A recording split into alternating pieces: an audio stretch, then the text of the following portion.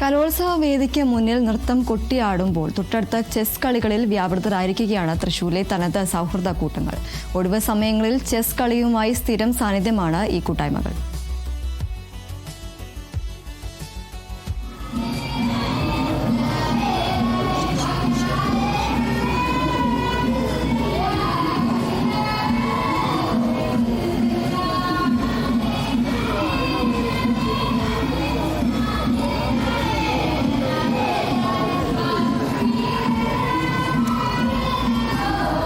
നിങ്ങൾ ഇപ്പോൾ കണ്ട ദൃശ്യം ചെസ് കളിയുടെയാണ്.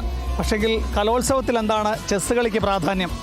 നമ്മുടെ പുറകിലിപ്പോൾ പ്രധാന വേദിക്ക് സമീപമായി 3 ഇരുള നൃത്തമാണ് ആടിക്കൊണ്ടിരിക്കുന്നത്. പക്ഷെങ്കിൽ ഇതൊന്നും ശ്രദ്ധിക്കാതെ വടക്കുന്നാഥൻ്റെ മണ്ണിന് സമീപത്തായി നമുക്ക് സ്ഥിരം ഞങ്ങൾ കഴിഞ്ഞ 4 ദിവസമായി ഈ ചെസ് കളിക്കാരുടെ ഒരു നിര തന്നെ കാണാം. ചേട്ടാ, എവിടെയാണ് സ്ഥലം? എൻ്റെ വീട് പനമ്പള്ളി. പനമ്പള്ളിയിലാണ്. അവിടെ നിന്ന് ജോലി കഴിഞ്ഞിട്ട് ഇവിടെ വരും. എല്ലാ ദിവസവും ചെസ് കളി ഒരു ഹരമാണ്. അത് ഒഴിവുള്ളപ്പോൾ കാണും. ബാക്കിയുള്ള സമയം ഇവിടെ. എൻ്റെ പേര് സജി. ഞാൻ കോൺട്രാക്ടറാണ്. എൻ്റെ പേര് മോഹനൻ. വീട് കുമ്പളേങ്കാട്. ഇവിടെ വന്നിട്ടുള്ള പരിചയം. ഇവിടെ വന്നിട്ട് മത്സരമാണോ അതോ ഇത് നമ്മൾ വെറുതെ കളിക്കാണ്. നേരം പോക്കിന് മത്സരം ഉണ്ടാവാറുണ്ട്. പക്ഷേ അതിന് ടൂർണമെന്റ് വരുമ്പോൾ പങ്കെടുക്കാം. മോഹനൻ.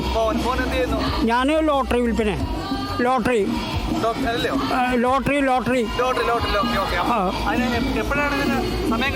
സമയം പണി കഴിഞ്ഞതിന് ശേഷം വന്നിട്ട് കളിക്കും. നിങ്ങൾ എങ്ങനെയാണ് ഇവിടെ വരുമ്പോൾ എങ്ങനെയാണ് ഇതിനെ ഈ മത്സരിക്കാനുള്ള ആളെ കണ്ടെത്തുന്നത് എങ്ങനെയാണ്? അത് നമ്പറുണ്ട്, എല്ലാവരുടെയും നമ്പറുണ്ട്. ഇവിടെ ഒരു കൂട്ടായ്മയാണല്ലോ, വടക്കുന്നാഥൻ ചെസ് ക്ലബ് എന്ന് പറയും. അപ്പോൾ എല്ലാവരുടെയും നമ്പർ കാര്യങ്ങളുണ്ട്. ഈ ബോർഡ് ഞങ്ങൾ കൊണ്ടുവരും. അപ്പോൾ എല്ലാ ദിവസവും ഒരു കളിക്കും ഇവിടെ. കലോത്സവത്തോടൊപ്പം തന്നെ ഈ കളി നടക്കും.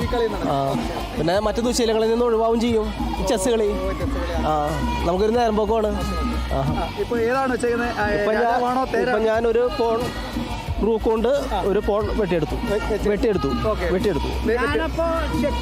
ഓ, അത് ശരി. അങ്ങനെ കലോത്സവ വേദിയിൽ തേരും കാലാളും കുതിരയും വെച്ച് ചെക്ക് മുന്നേറുമ്പോൾ നമുക്ക് പിന്നിൽ ഇരുള നൃത്തവും ശബ്ദമുഖരിതമായി ആറാടുകയാണ്. കലോത്സവ വേദിയിൽ നിന്നും കേരള വിഷൻ ന്യൂസിന് വേണ്ടി ക്യാമറ പേഴ്സൺ പ്രദീപ് അങ്ങാടിക്കലിനൊപ്പം പ്രസാദ് MJ, തൃശൂർ.